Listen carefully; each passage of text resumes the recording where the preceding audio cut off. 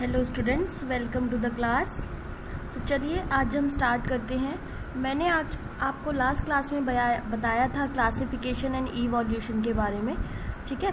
तो आज मैं स्टार्ट करूँगी the hierarchy of classification group. तो इसमें मैं आपको फर्स्ट ऑफ ऑल ये बताना चाहूँगी कि कैसे हम क्लासीफाई करते हैं, किस बेसिस पे हम क्लासीफाई करते हैं ऑर्गेनिज्म को। So the major characteristics considered for the classifying all the organism into 5 kingdoms. There are majorly 5 kingdom classification in our books, so we have to follow that. So major characteristics considered for classifying these organisms into 5 major kingdoms. First one is the type of cellular organization. तो किसी भी organism का cellular organisation कैसा है हम उस basis पे define करेंगे। जैसे प्रोकैरियोटिक सेल है या यूकैरियोटिक सेल है। Prokaryotic cells are the primitive and incomplete cell without well defined nucleus. Eukaryotic cells are the advanced and complete cell with well defined nucleus. Next one is body organisation. Second one is body organisation. So the organism, whether an organism having a unicellular organism or a multicellular organism. So unicellular organism are the organism made up of single cell with all the activities performed by the single cell. But multicellular organism are the organism made up of large number of cells with different function performed by the different cells. Third one is the mode of obtaining the food. In this we will classify it into autotrophs and heterotrophs. Whether the organism make their own food by photosynthesis, these are autotrophs, and for heterotroph the organism depend on other organism for the food. So on this basis we classify organism.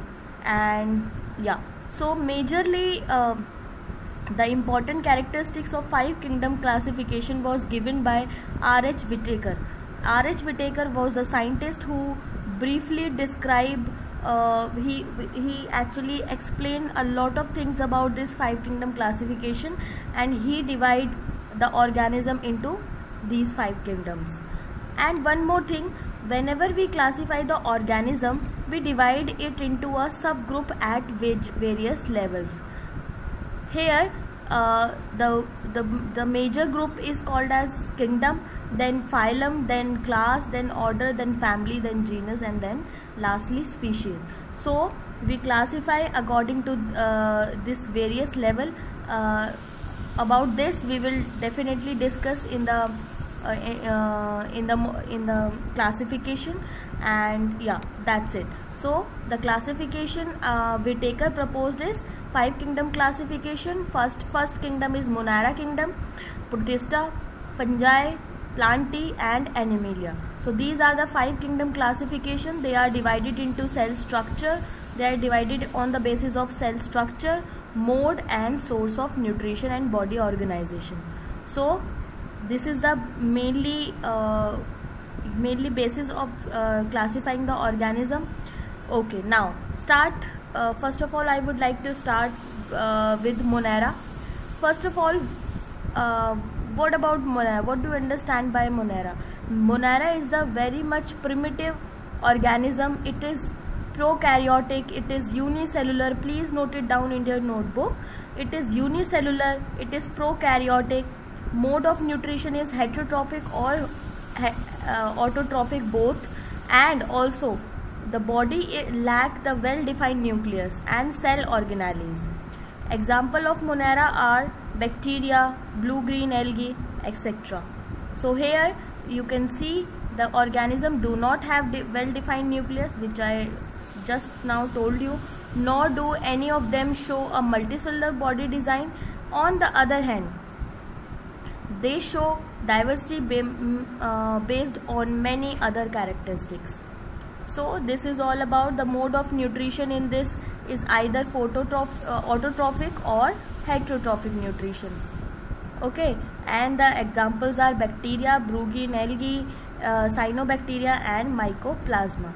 Example हैं इसके आपके Monera के, anabaena भी बोल सकते हैं, है ना, बैक्टीरियाज भी आप लिख सकते हैं, दोनों ही एग्जाम्पल है। नेक्स्ट वन है आपका protista. Protista, this group includes many kind of unicellular eukaryote. अब यहाँ पर देख रहे हैं आप चीज़ें और ज़्यादा कॉम्प्लेक्स हो रही हैं.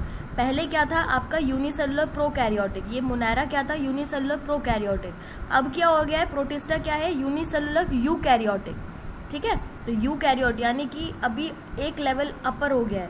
सो some of these organism use appendages, इनके पास अपेंडेजेस होते हैं. सच इनके पास सीलिया और फ्लैजिला होते हैं फॉर द मूवमेंट. सीलिया और फ्लैजिला एक इनका बॉडी पार्ट होता है जिसकी वजह से ये मूवमेंट करते हैं. आप देख रहे हैं ये सारे के सारे क्या हैं, सीलिया हैं. ये आप देख रहे हैं thread like structure, this is called as cilia. So they have cilia and flagella for the movement. Their mode of nutrition is autotrophic or heterotrophic both. They can have food by autotrophic nutrition and also through the heterotrophic process also.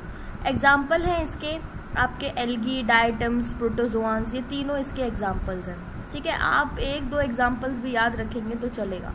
ठीक है, next आपका मैं बताती हूँ आपको. Next है आपका fungi.